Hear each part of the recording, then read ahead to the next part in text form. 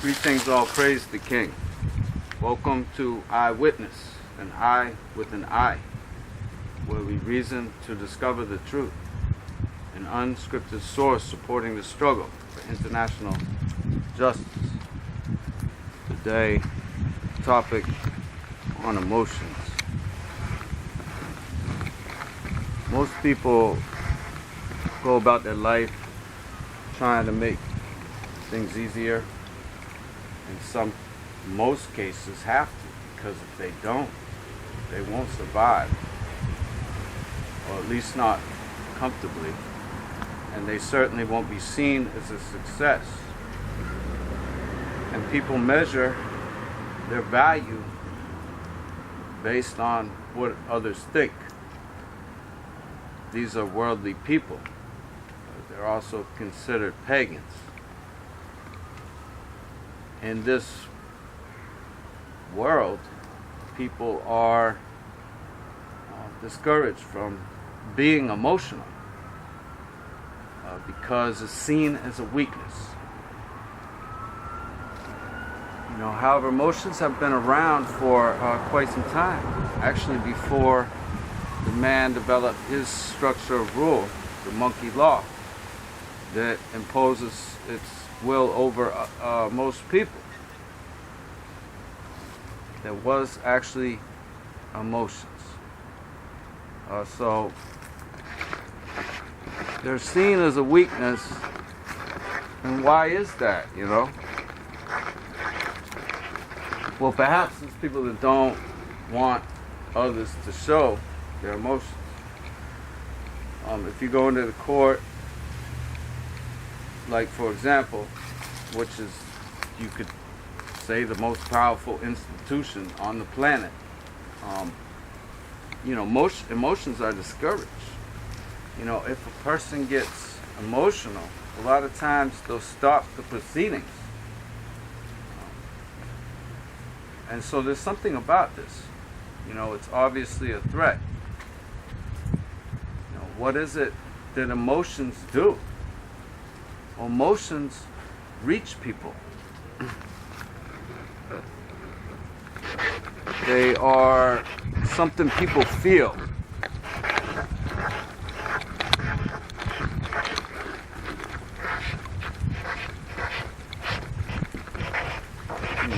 People relate to others. A lot of times the word empathy, we hear how important it is for us to be empathetic. That contradicts, the discouragement of emotions,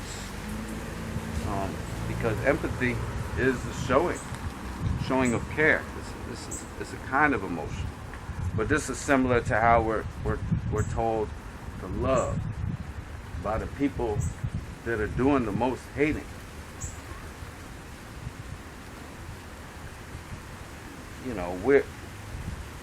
We become a threat when we are connecting with others.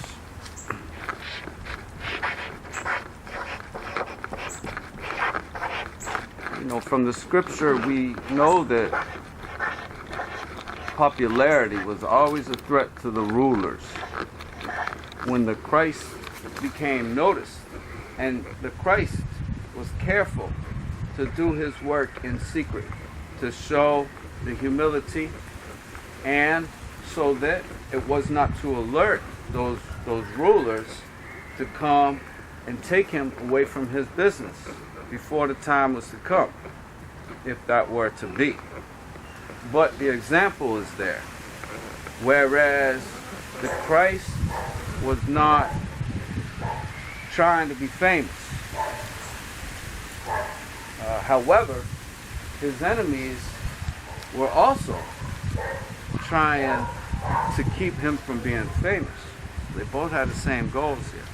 Why is the enemy so worried about the Christ becoming popular?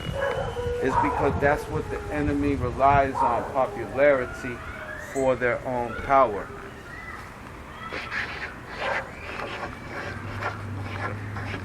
Mostly the enemy is dead, so the enemy doesn't sense the spiritual truth. because of that, the enemy relies on these numbers, sometimes referred to as statistics.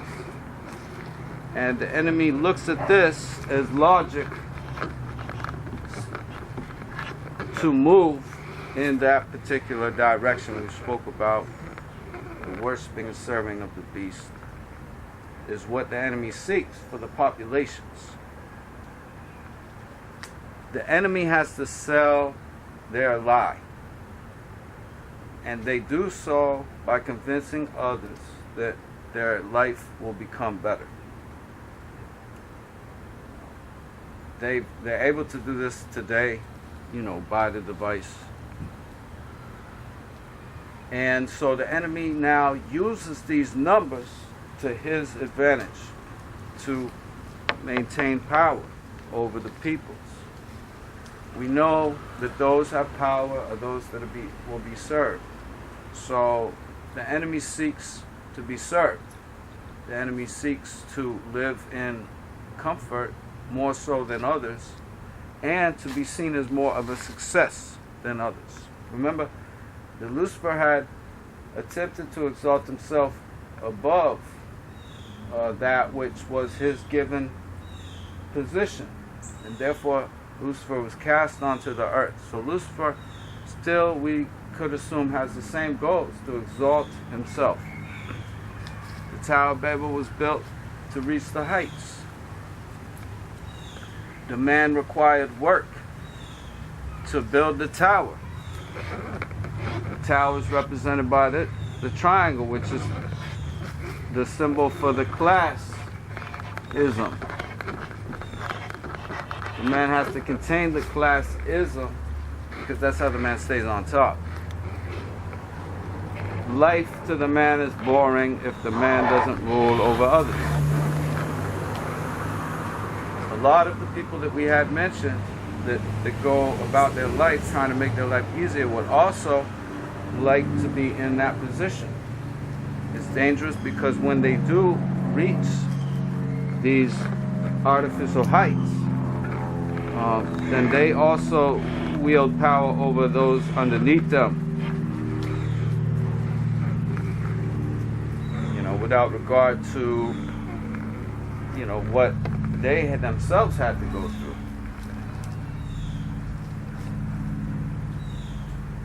We are known to be in a system of capitalism. Really, these are abstract terms. They're defined in all kinds of ways. The root of this would be the private ownership of land. The earth was never made to be owned by man. In this system of rule, you could potentially have one person own all the land owned on the planet through their monkey rules.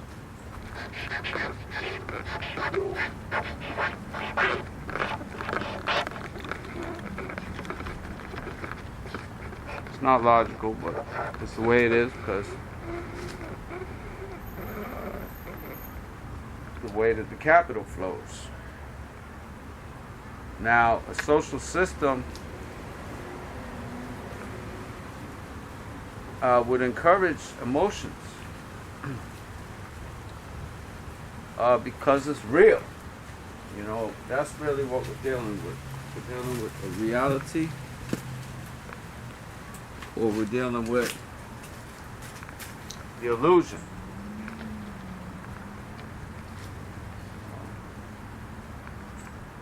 And this is system is working to drive people in bondage to serve it, the beast.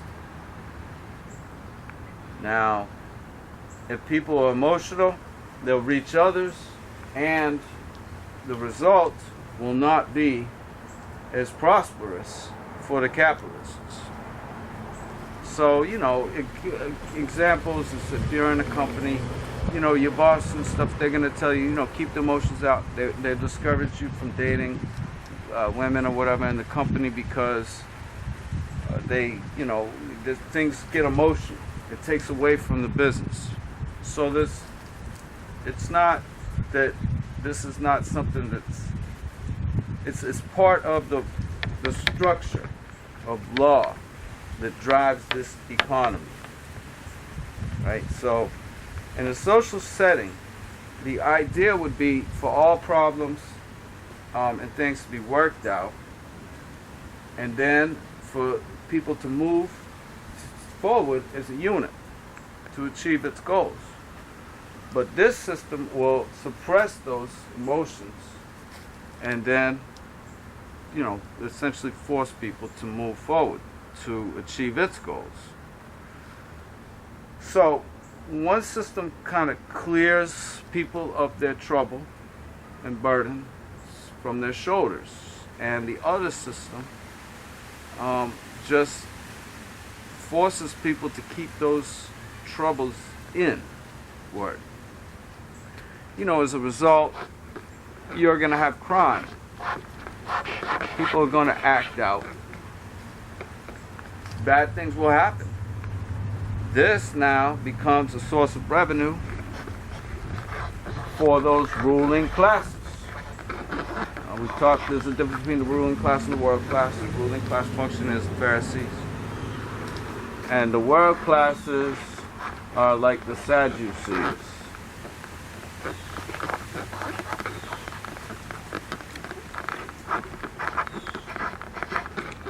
Now they have more power.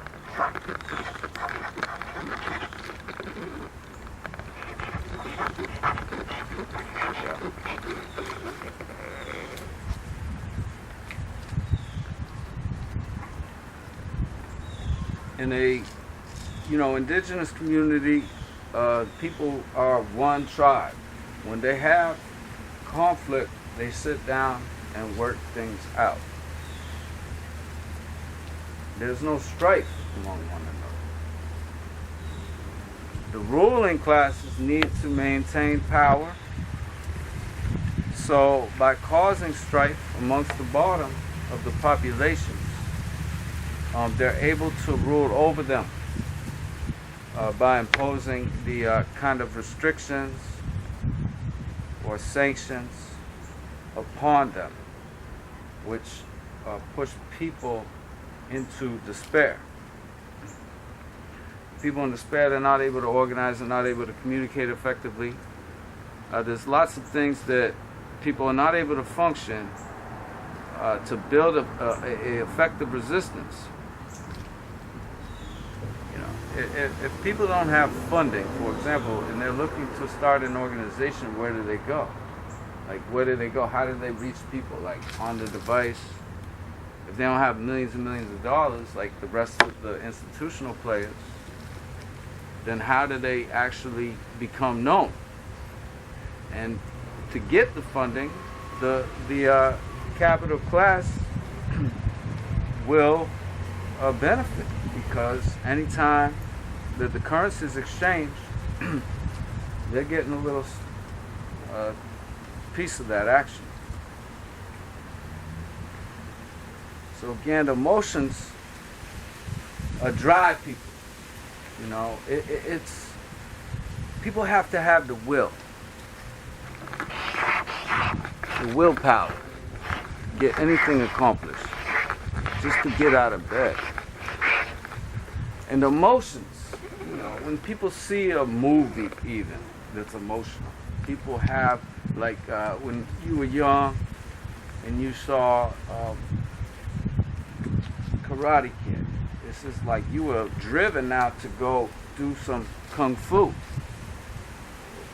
That's the idea. It's the emotions, the what it is that you're experiencing is affecting you to move you. Right? So depending on what it is, like the movie is moving you towards learning karate, and another movie might, be another capital base to get you to become a loyal servant to the system.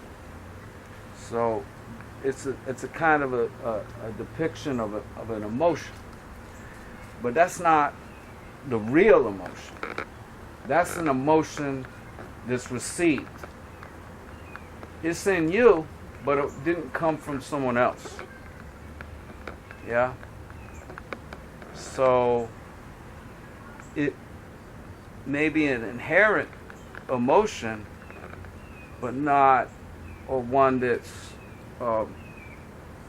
been passed on, or a transferred emotion. So we'll make a difference between that. A transferred emotion, versus an inherent emotion, something that is develops from within you.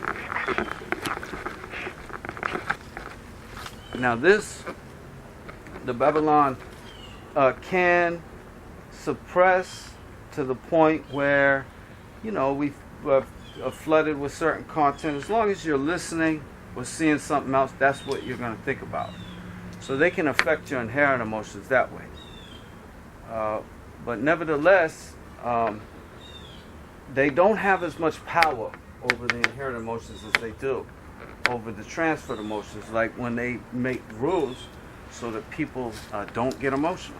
If you're being falsely accused of something and it's crazy, it's, gonna do something really bad to you, you might have a tendency to get emotional, but they'll shut you down from getting emotional because those emotions might reach others, and then others might actually see your story. Of course, the Babylonian has so many ways to get their story out, as we've talked about. Ordinary people are unable to do this. So what people have is the Word. The Scripture teaches us that in the beginning was the Word, and the Word is Jah. So what is this Word?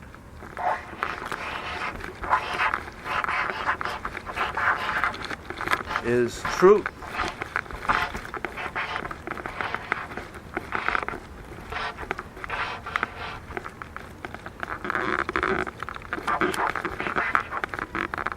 Spoken. So you see, our thoughts, our ideas, is what our enemies seek to control. And yet they are unable to, so long as we praise our God, the King. The enemy has no control over our minds. And the King, the God of creation, will bring us this truth.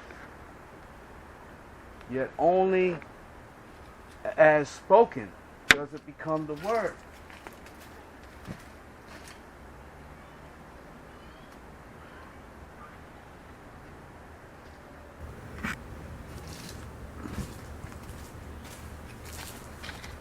Only as spoken does the truth become Word. And then it has the power to reach others. The emotion will have to be there. Yet what emotion is it? Is it a demon? Or is it Jah?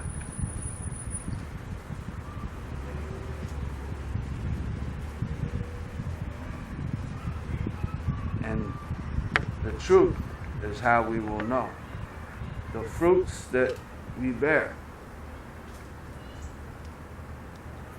Sometimes people don't have to understand what it is we're saying to connect with us. Other times, people are able to say what they don't understand, as in the book of Acts, when the apostles began to speak in tongues. The men that were known as unlearned, or uneducated, fishermen, were able to speak so fluently and skilled that no one could resist this power.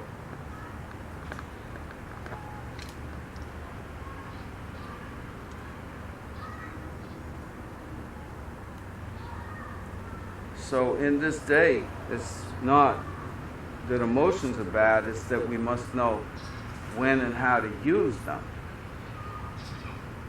We must know when our emotions are being affected as to hurt our character, because our enemy seeks to frustrate our purpose. And when we become frustrated,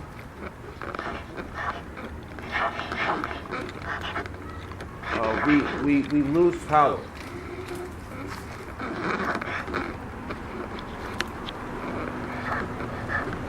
And if we lose power, we are giving power to the enemy.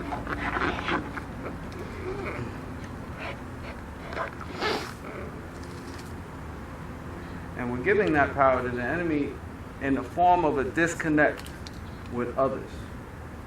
Because if we stand here and sound frustrated, then others will not choose to hear what we have to say.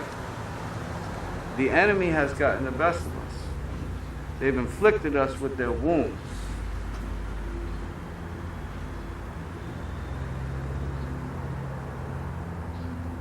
So, only by laying the foundation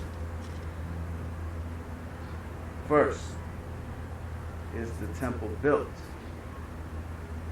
ready to sacrifice.